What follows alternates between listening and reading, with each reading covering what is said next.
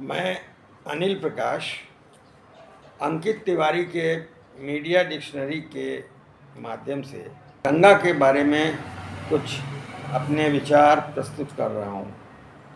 असल में गंगा का सवाल जितना आसान लोग समझते हैं, सरकारें समझती हैं, उतना आसान है नहीं। और विभिन्न सरकारों ने, केंद्र सरकारों ने इसके लिए योजनाएं बनाई अलग अलग तरह की, और काफ़ी पैसा भी खर्च किया गया इसमें। लेकिन गंगा तथा अन्य नदियों का प्रदूषण, जहरीलापन लगातार बढ़ता ही जा रहा है, घटने का तो नाम ही नहीं ले रहा है। तो इसलिए सोचना पड़ेगा कि इस जटिल प्रश्न को कैसे समझें, इस गुत्थी को कैसे सुलझाएं। तो असल में जब हमने गहराई से इसको विचार किया तो देखा कि गंगा को निर्मल रखने के लिए देश की कृषि नीति, औद्योगिक नीति, शहरी विकास और पर्यावरण संबंधी नीतियों में मूलभूत परिवर्तन करने की ज़रूरत पड़ेगी। यह केवल रिवर फ्रंट बनाकर उसकी सजावट करने का मामला नहीं है। दरअसल गंगा को साफ करने की अवधारणा ही गलत है। अवधारणा तो ये होनी चाहिए कि गंगा को और नदियों को गंदा मत करो। गंगा में स्वयं शुद्धिकरण की क्षमता होती है, अद्भुत क्षमता रही है हजारों साल से। अब उसमें एक बैक्टीरियोफॉस आता है हिमालय से, जो जीवाणुओं को खा जाता है। बैक्टीरिया जो नुकसानदेह बैक्टीरिया हैं उसको नष्ट कर खा जाता है, गंदी चीज़ों को मतलब समाप्त कर देता है और नदी को निर्मल बना देता है। लेकिन जब से टिहरी बांध बना है और पानी डाइवर्ट हुआ है, तब से बैक्टीरियोफाज आना बहुत कम गया है।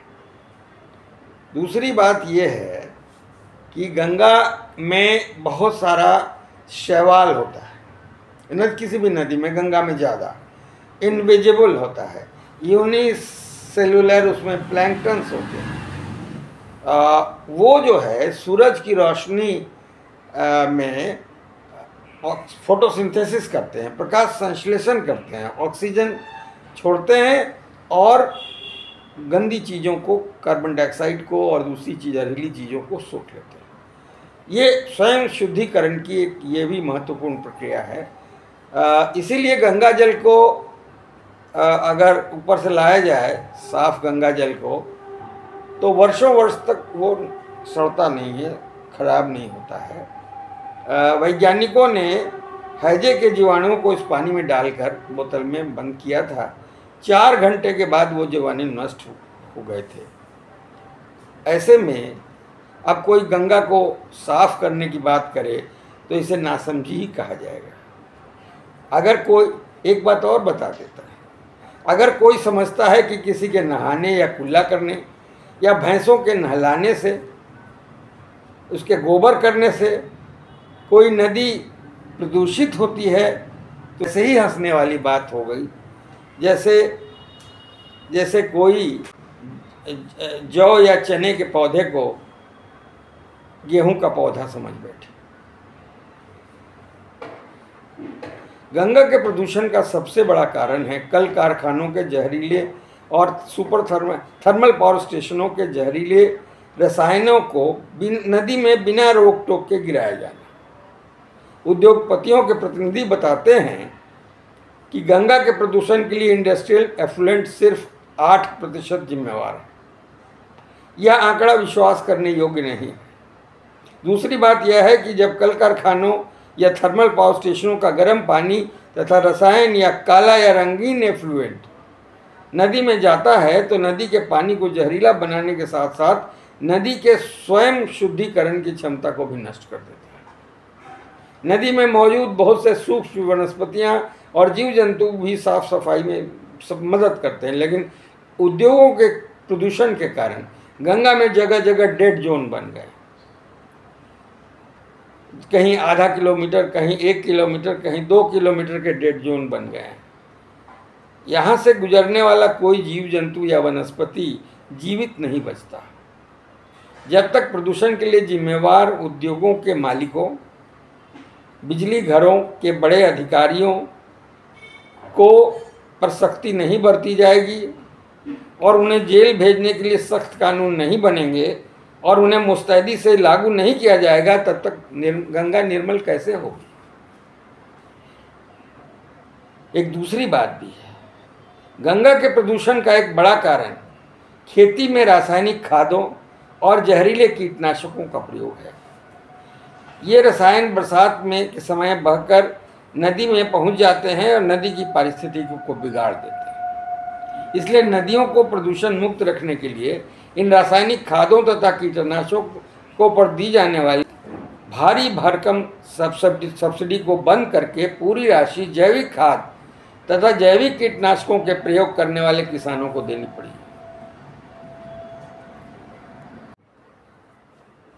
और अंततः रासायनिक उर्वरकों एवं कीटनाशकों पर पूर्ण रोक लगानी पड़ी। जैविक खेती से उत्पादकता कम नहीं होती, बल्कि अनाज, सब्जियों तथा फल जहर मुक्त होकर स्वास्थ्यवर्धक होते हैं।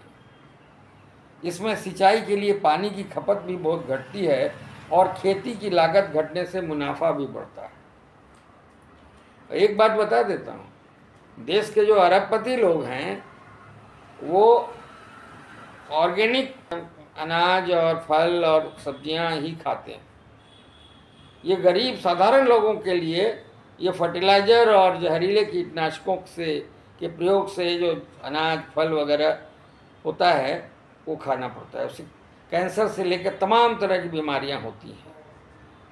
यूरोपीय देशों में या यूएस में जो यहाँ से एक्सपोर्ट होता था अंगूर का, उसमें स्प्रे किया जाता था पेस्टिसाइड का, तो उसको रोक दिया उन लोगों ने और एक नियम बना दिया कि इसको वापस कर देंगे। तब से बहुत सारे इलाके में पेस्टिसाइड्स के बिना खेती करके एक्सपोर्ट होता है। जो फल, लीची मुजफ्फरपुर की जो जाती है, उस लीची के बगीचे में पेस्टिसाइड्स और फर्टिलाइज़र का उपयोग नहीं होता, ऑर्गेनिक ही होता है उपयोग।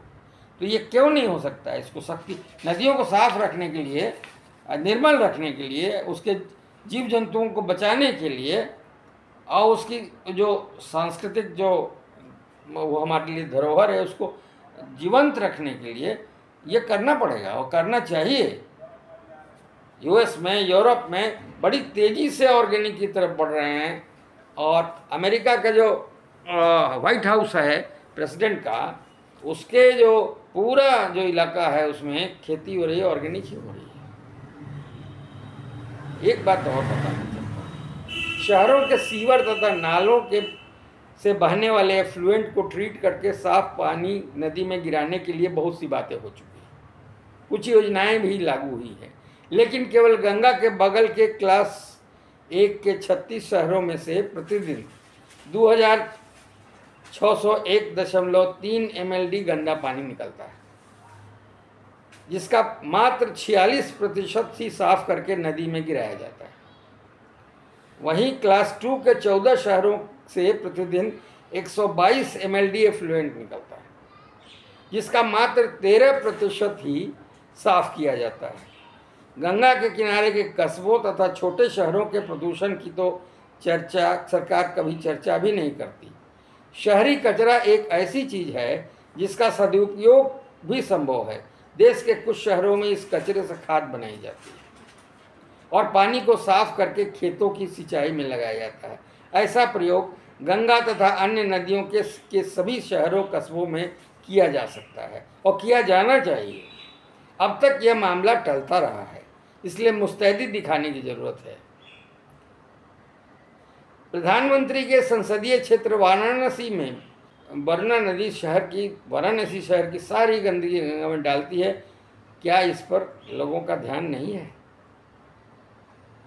गंगा या किसी भी नदी से संबंधित नीति बनाने और उसके क्रियान्वयन से पहले उन करोड़ों लोगों की ओर नज़र डालना जरूरी है जिनकी जीविका और उनका सामाजिक सांस्कृतिक जीवन गंगा से जुड़ा हुआ है और अन्य सहायक नदियों से जुड़ा हुआ है। आलेख है, मैं उसका पाठ इस वीडियो में कर रहा हूँ। गंगा के साथ ही गंगा में मिलने वाली सहायक नदियों के बारे में भी विचार करना जरूरी है। 8 राज्यों की नदियों का पानी प्रत्यक्ष या अप्रत्यक्ष रूप से गंगा में मिलता है। इसमें उन सब में भी होने वाले प्रदूषण का असर गंगा पर भी पड़ता है। गंगा पर शुरू में ही टिहरी तथा अन्य स्थानों पर बांध और बराज बना दिए गए। इससे गंगा के जल प्रवाह में भारी कमी आई है। गंगा के प्रदूषण का यह भी एक बहुत बड़ा कारण है। गंगा में किसी भी नदी में पानी का डिस्चार्ज अगर ज़्यादा होता रहता है तो प्रदूषण कम जाता है, घटता जाता है। बांधों और बैरेजों के कारण नदी के स्वाभाविक उड़ाही डिसिल्टिंग, क्योंकि गंगा नदी में बहुत सिल्ट आता है और इतना वॉल्यूम आता है कि मतलब वही उपजाऊ मिट्टी लाता है, खेतों में बिछा देती है गंगा। अमेरिका में इसी तरह की एक नदी है मिसिसिपी, जो भी बहुत सिल्ट लाती है, लेकिन उसमें और बहुत उर्वर सिल्ट लाती है, लेकिन उसमें जितना सिल्ट आता है उससे दुगना सिल्ट गंगा के बेसिन में जो आता है हिमालय से। उसका कारण है ये मैं अगले किसी वीडियो में अपनी बात रखूँगा कि क्यों होता है ऐसा। बांधों और बराजों के कारण नदी की स्वाभाविक उड़ाई डिसिल्टिंग। गंगा में बांध और बराज नहीं थे, फरक्का में बराज बना गया और जगह भी हुआ, तो उसकी वजह से जो पानी ठहर जाता है। बहुत पुरानी कहावत है और बहुत सही है कि बंधा जल गंदा बहता निर्मल होए। फ्लोइंग वाटर में सेल्फ प्यूरिफिकेशन बहुत तेज़ी से होता है।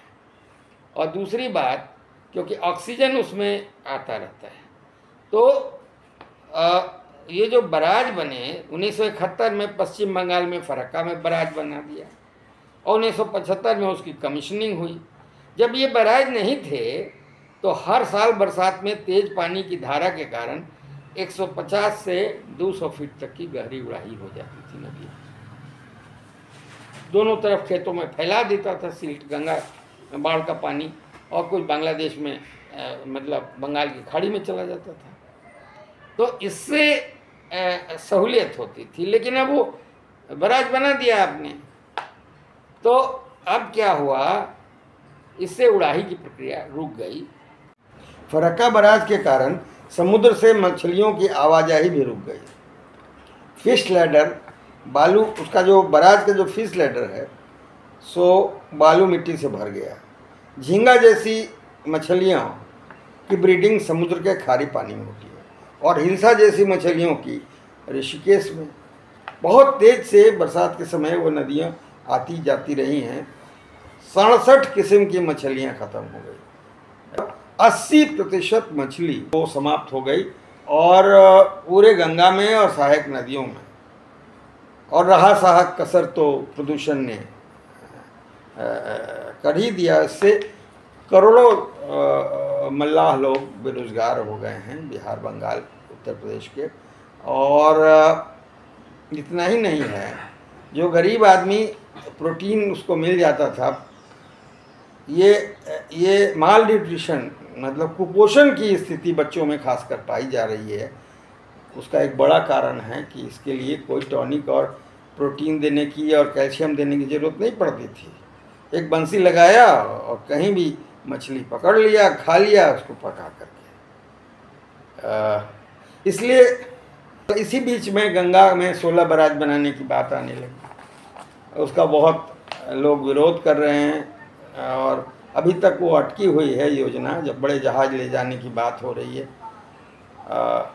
वो कहा गया कि दूसरे देशों में है तो मिसिसिपी बेसिन में इस तरह के बराज बनाए गए बड़ी संख्या में, अमेरिका में, यूएस में। लेकिन 40 साल पहले समझ में आया कि बहुत ये काउंटर प्रोडक्टिव हो गए, बहुत नुकसानदेह हो गए सभी दृष्टि से, इसलिए उसको तोड़ा जाने लगा। और एक एक बराज को तोड़ने में 20-20 साल लगता है। और जिन कंपनियों ने ये बराज बनाए थे उन्हीं कंपनियों को ठेका मिला इसको तोड़ने का भी। एक बात, अंतिम बात करके मैं समाप्त करूंगा। बहुत सारे हथकंडे अपनाए जा रहे हैं ताकि नदी से, गंगा से मछुआरे भाग जाएं। मल्लाह लोग, मछुआरा नहीं, मछुआ समाज के लोग, नाविक लोग, मछुआ लोग ये भाग जाएं या खदेड़ दिए जाएं।